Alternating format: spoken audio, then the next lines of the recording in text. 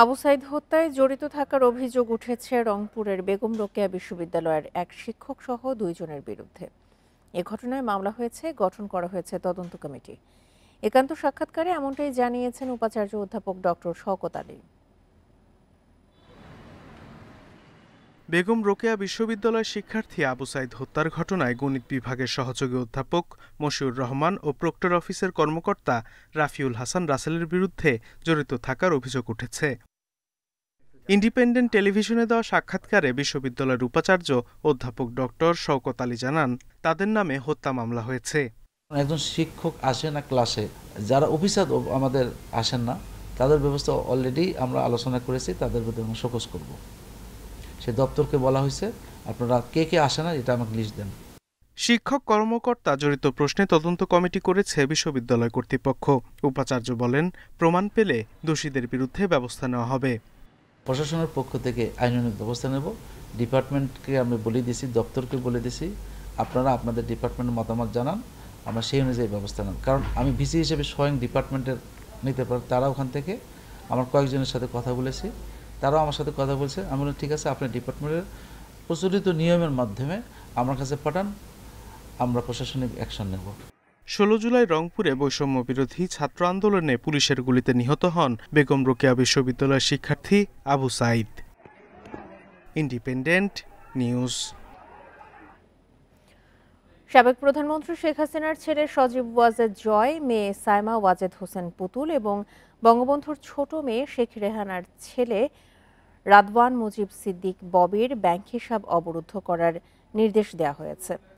বাংলাদেশ ব্যাংকের আর্থিক গোয়েন্দা সংস্থা বাংলাদেশ ফিনান্সিয়াল ইন্টেলিজেন্স ইউনিট এই নির্দেশ দিয়েছে।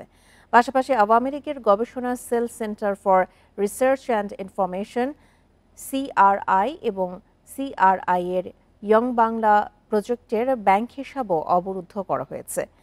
CRI এর চেয়ারপারসন জয়, ভাইস চেয়ারম্যান পুতুল এবং ববি ট্রাস্টি হিসেবে কাজ করেন। সোমবার বাণিজ্যিক ব্যাংকগুলোতে এই নির্দেশনা পাঠায় BFIU। সংস্থাটির একজন কর্মকর্তা এই তথ্য নিশ্চিত করেছেন। তিনি জানান, এই 3 জনের পাশাপাশি হাসিনা সরকারের জ্বালানি ও বিদ্যুৎ প্রতিমন্ত্রী নসরুল হামিদ বিপুর ব্যাংক হিসাবও অবরুদ্ধ হয়েছে। তিনিও CRI এর ট্রাস্টি ছিলেন।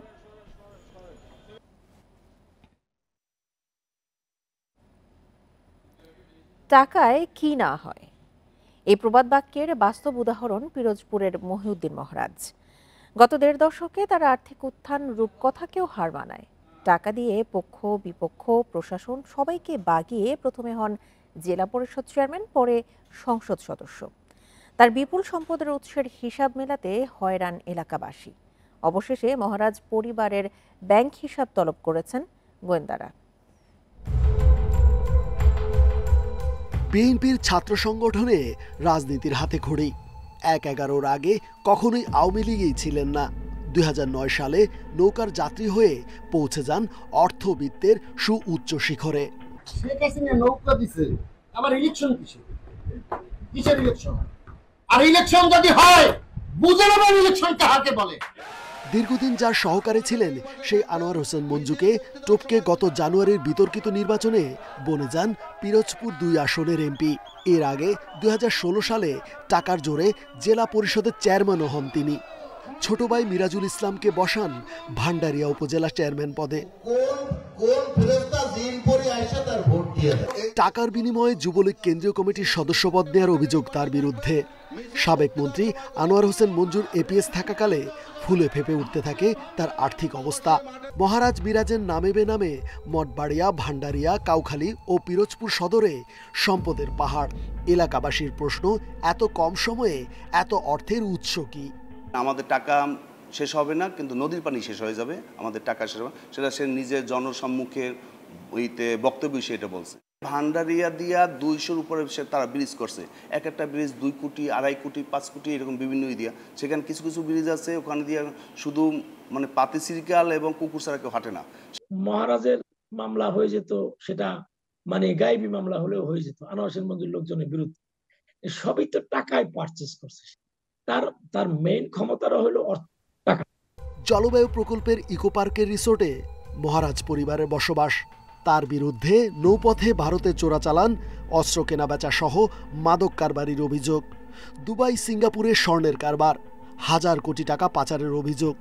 রাজনৈতিক ও আর্থিক দাপটে ধামাচাপা পড়ে তার বিরুদ্ধে ওঠা দুর্নীতি, নির্যাতন সহ সব অনিয়ম।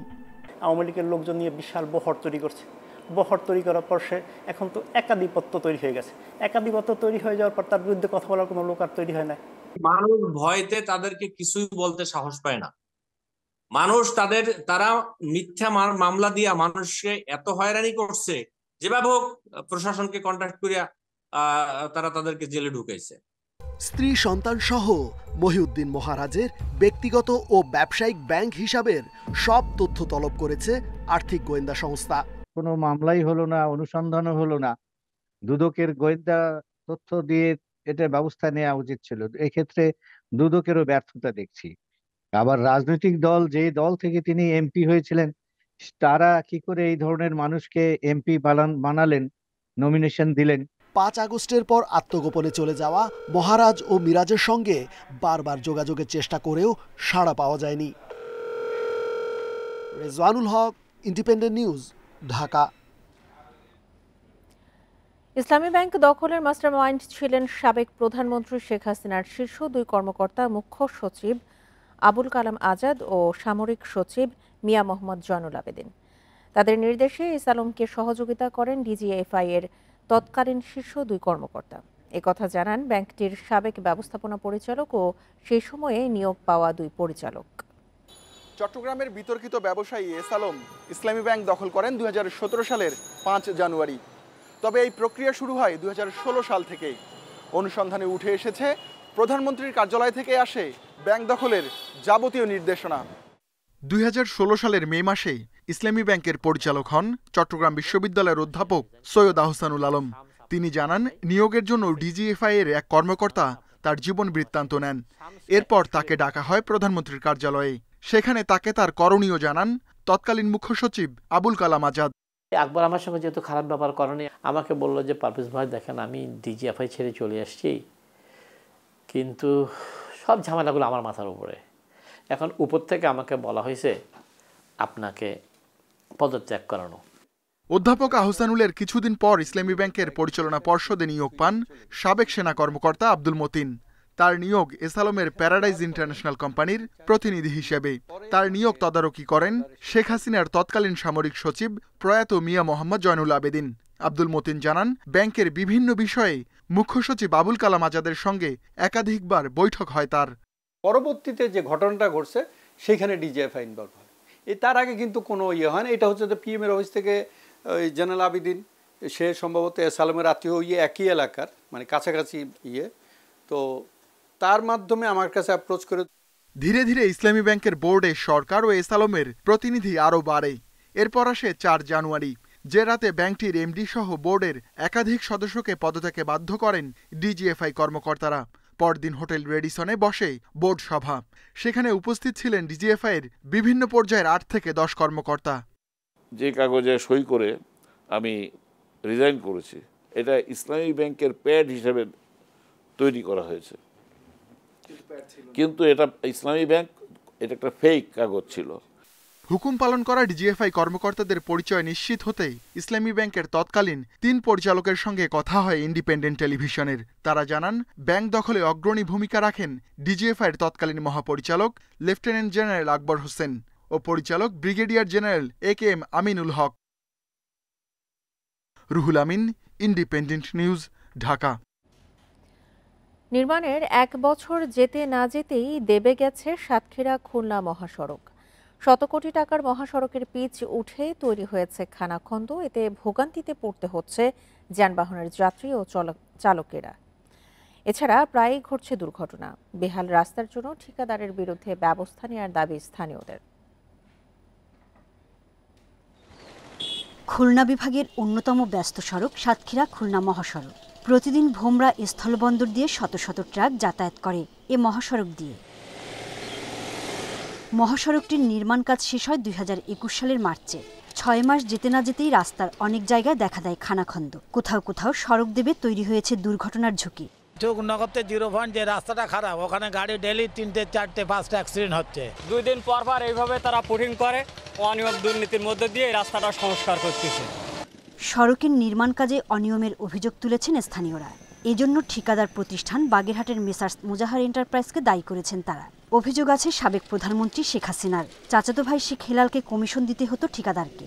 কন্ট্রাক্ট ছিল মুজাহার কনস্ট্রাকশনের এবং মুজাহার কনস্ট্রাকশনের পিছনে ছিল তৎকালীন মানে সাতক্ষীরা অঞ্চলে না, খুলনা বিভাগ অঞ্চলে হেলাল সাহেব এর অন্তরালে ছিল হেলাল সাহেব। তবে সড়ক ও জনপথ অধিদপ্তর বলছে দুই পাশে পানি থাকায় দ্রুত ক্ষতিগ্রস্ত হয়েছে মহাসড়কটি। ভারী যানবাহনগুলো সেগুলো চলাচল করে, এটা একটা সমস্যা। আর এই রাস্তার দুপাশে বিলের পানি আমি দেখলাম যে সবসময় পানি থাকে আর কি, ঘেরও আছে প্রচুর।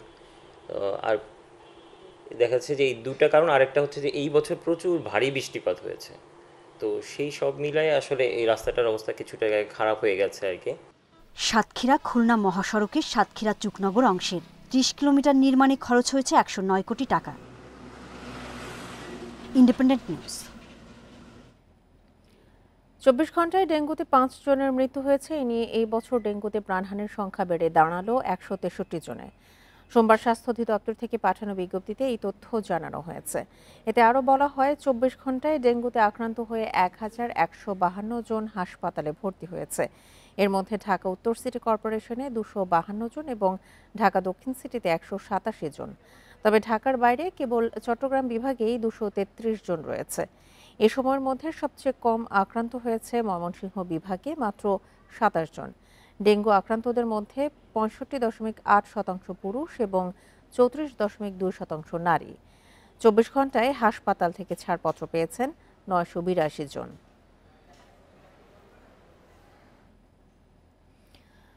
ময়মনসিংহে ডেঙ্গু পরিস্থিতি নিয়ে জানাতে আরও আমাদের সঙ্গে যোগ দিচ্ছেন সহকর্মী আবু সালেহ মুসা।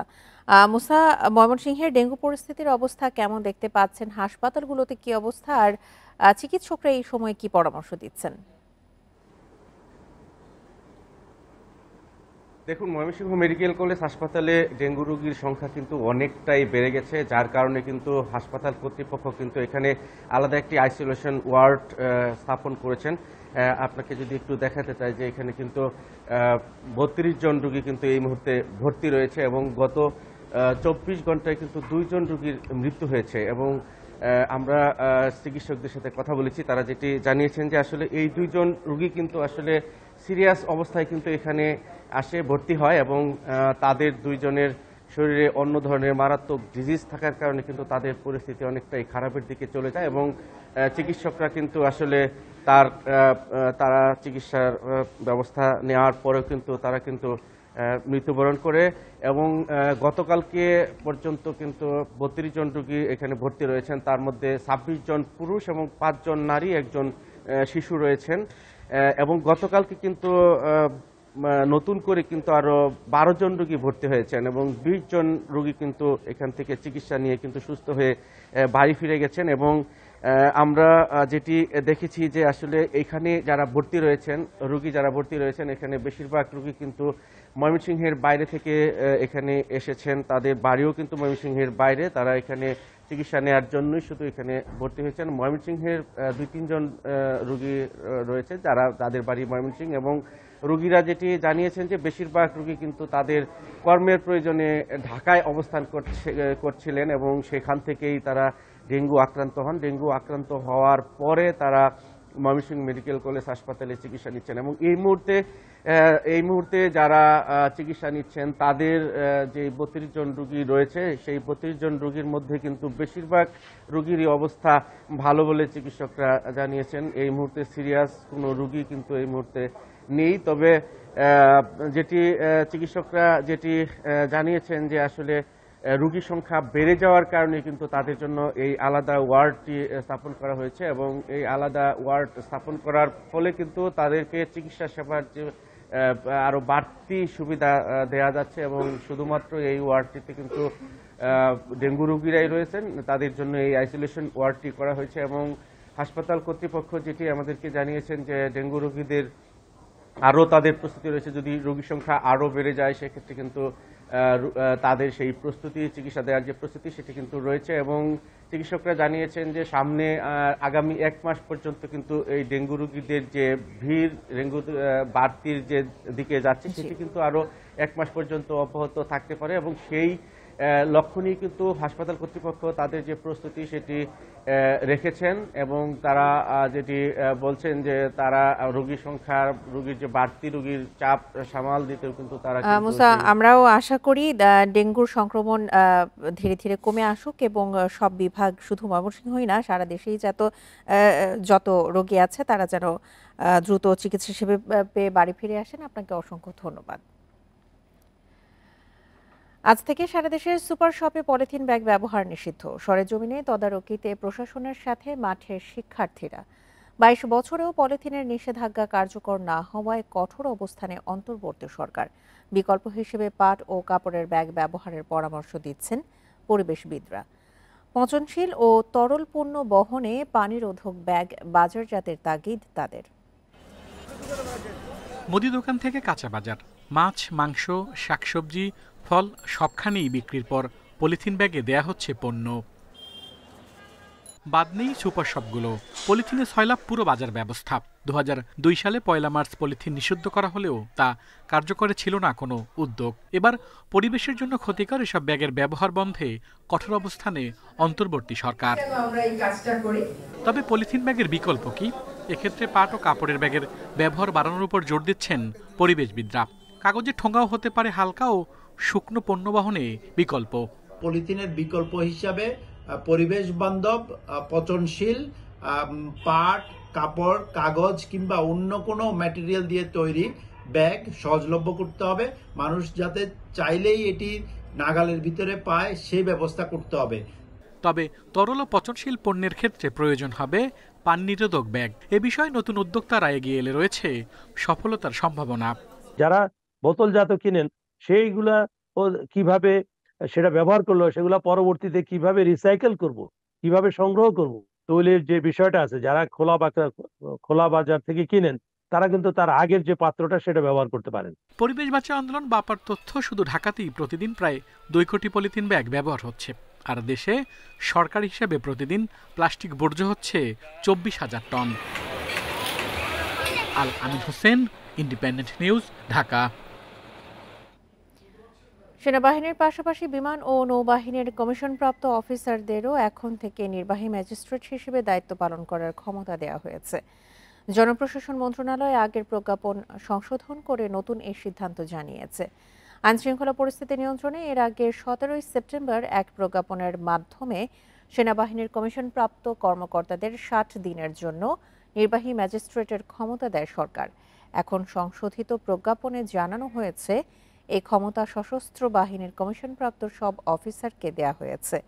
এর ফলে সেনাবাহিনীর পাশাপাশি বিমান ও নৌবাহিনীর কমিশনপ্রাপ্ত অফিসাররাও নির্বাহী ম্যাজিস্ট্রেট হিসেবে দায়িত্ব পালন করতে পারবেন।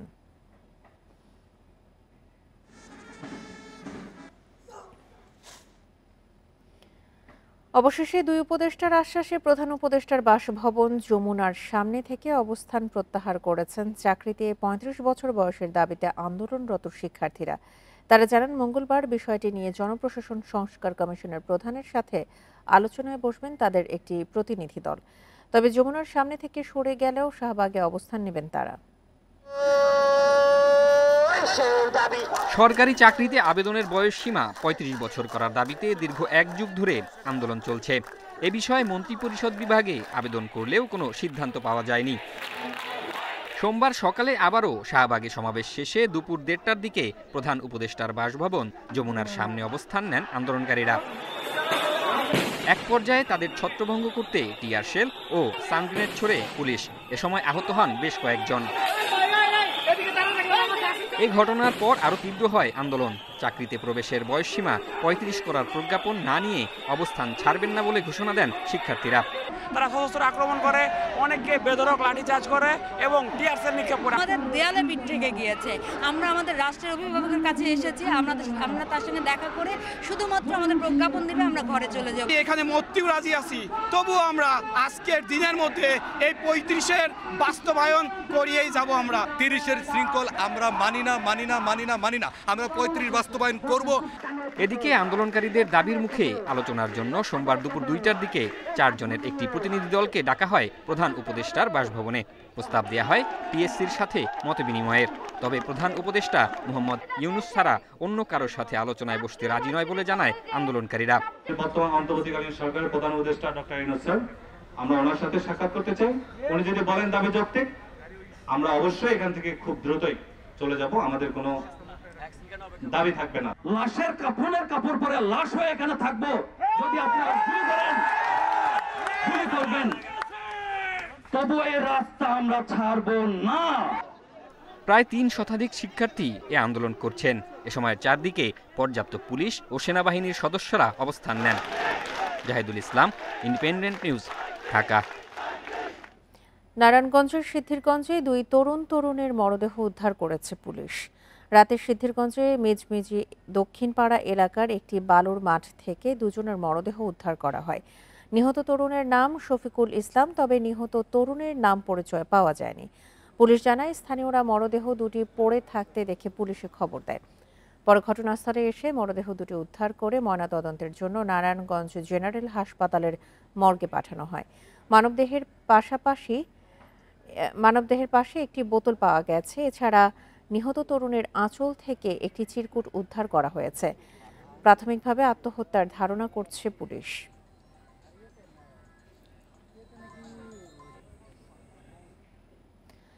টানা বৃষ্টিতে আবারও প্রকট আকার ধারণ করেছে যশোরের ভবদহ অঞ্চলের জলাবদ্ধতা। পানিবন্দী অবস্থায় লক্ষাধিক মানুষ। পরিস্থিতি উত্তরণে নদী খননের পাশাপাশি টিআরএম প্রকল্প চালুর দাবি ভুক্তভোগীদের। খাল খননের পাশাপাশি পানি নিষ্কাশনের জন্য পাম্প স্থাপনের প্রক্রিয়া শুরু করেছে পানি উন্নয়ন বোর্ড। গত কয়েক বছর বৃষ্টি কম হওয়ায় যশোরের ভবদহ অঞ্চলে তেমন জলাবদ্ধতা দেখা যায়নি। তবে এবার বর্ষা মৌসুমে রেকর্ড বৃষ্টিপাতে আবারও ভয়াবহ রূপ নিয়েছে জলাবদ্ধতা। পানিতে তলিয়ে আছে কেশবপুর, মনিরামপুর, অভয়নগর উপজেলার অন্তত 150 গ্রাম। পানিবন্দী লক্ষাধিক মানুষ। পানি উঠায় বসবাসের অনুপযোগী হয়ে পড়েছে ঘরবাড়ি। ব্যাহত হচ্ছে স্বাভাবিক কাজকর্ম। নদী খালবিল ভরাট হয়ে যাওয়ায় পানি নামার তেমন সুযোগও নেই। এতে ভোগান্তি দীর্ঘস্থায়ী হওয়ার আশঙ্কা দেখা দিয়েছে। ঘরেও পানি, বারান্দায়ও পানি, মানুষের এই অবস্থায় জীবনযাপন করা খুবই কঠিন। রাস্তার পারে দিন কাটাচ্ছে, কেউ জানে ডাঙ্গা সেদিনে চলে যাচ্ছে। নাগরিক সংগঠনগুলো বলছে, বিগত সরকারগুলোর সময়ে ভবদহ নিয়ে সঠিক পদক্ষেপ না নেয়ায় 3 দশকের স্থায়ী এই সমস্যার সমাধান হয়নি আজও। বিগত সরকারের আমলে স্থানীয় প্রতিমন্ত্রী তাদের সমন্বয়ে যে সিন্ডিকেট, সেই সিন্ডিকেট লুটপাটের স্বার্থে জোয়ারাধার প্রকল্প বানচাল করার ষড়যন্ত্রে লিপ্ত ছিল। আলমডাঙ্গা খাল খননের পাশাপাশি পানি নিষ্কাশনের জন্য অতিরিক্ত আরও 7টি পাম্প স্থাপনের প্রক্রিয়া শুরুর কথা জানিয়েছে পানি উন্নয়ন বোর্ড। 3.34 কিলোমিটার দৈর্ঘ্যে পাইলট আকারে পুনঃখনন কাজ চলমান আছে। জলাবদ্ধতা সমস্যাটাকে আগে একটা সহনীয় পর্যায়ে এনে তারপরে অবশ্যই জনগণ যেটা দাবি করে, জনগণের যেটা চাহিদা, তাদের চাহিদার আলোকেই আমরা স্থায়ী জলাবদ্ধতা সমস্যার ব্যবস্থা গ্রহণ করব। জলাবদ্ধতার কারণে বিস্তৃত ফসলি জমি ও 1000-এর বেশি মাছের ঘের ভেসে গেছে। স্থগিত করা হয়েছে অর্ধশত স্কুল, কলেজ ও মাদ্রাসার শিক্ষা কার্যক্রম। Independent news. কুড়িগ্রামে তিস্তার পানি কমার সঙ্গে সঙ্গে দেখা দিয়েছে তীব্র নদী ভাঙন। রাজারহাট, উলিপুর ও চিলমারী উপজেলার অন্তত 10টি পয়েন্টে নদী ভাঙনে গত 3 দিনে অর্ধশত পরিবার গৃহহীন হয়েছে। ঝুঁকিতে আছে আরও 2 শতাধিক পরিবার। এ নিয়ে আরও জানাতে কুড়িগ্রাম থেকে যোগ দিয়েছেন সহকর্মী আব্দুল খালেক। আব্দুল খালেক, পানি কমার সঙ্গে সঙ্গে যে তীব্র নদী ভাঙনের শিকার হচ্ছে জনমানুষ, সেক্ষেত্রে প্রশাসনিকভাবে কি জিও ব্যাগ ফেলা, তাৎক্ষণিকভাবে বা স্থায়ীভাবে বাঁধ নির্মাণের কোনো ব্যবস্থা কি নেওয়া হয়েছে? আর যেসব এলাকা এখনো তীব্র ঝুঁকির মধ্যে রয়েছে, সেসব এলাকার মানুষ এখন কোথায় আছে?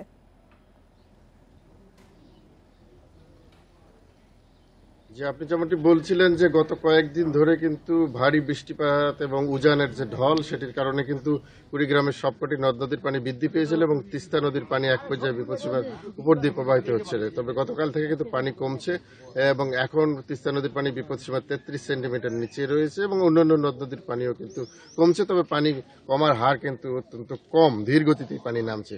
বিস্তীর্ণ এলাকায় ইতিমধ্যেই চলাঞ্চলগুলোতে ফসলের ক্ষেত নিমজ্জিত হয়েছে এবং আমন ফসল অনেক জায়গায় আমরা দেখেছি যে নষ্টের উপক্রম হয়েছে। কৃষকরা বলছেন যে এই পর্যায়ে এসে যখন ধানের শীষ বেরোচ্ছিল তখনই এই জলাবদ্ধতা তৈরি হওয়ার কারণে এবং ধানের গাছ লুটিয়ে পড়ার কারণে সেই ফসলগুলো কিন্তু নষ্ট হয়ে যাচ্ছে। পাশাপাশি আপনি যেমনটি বলছিলেন যে বিভিন্ন এলাকায় নদ নদীর যে ভাঙন আমরা বিভিন্ন জায়গা থেকে খবর পাচ্ছি, শুধু তিস্তা না, ব্রহ্মপুত্র, দুধকুমারের বিভিন্ন পয়েন্টে ভাঙন চলছে এবং তিস্তা নদীর ভাঙনে আমরা দেখেছি যে বিভিন্ন এলাকায় বেশ কিছু পরিবার গৃহহীন হয়েছে এবং প্রতিনিয়ত এই গৃহহীনের সংখ্যা বাড়ছে এবং লোকজন দ্রুত গতিতে তাদের ঘর বাড়ি এবং মালামাল জিনিসপত্র নিয়ে তারা নৌকা যোগে বিভিন্ন নিরাপদ আশ্রয়ে চলে যাচ্ছেন। এবং আপনি যেমনটি বলছিলেন যে যারা ঝুঁকিপূর্ণ অবস্থায় আছে তারা বলছেন যে আসলে তাদের যাওয়ার মতো বিকল্প কোনো জায়গা নেই।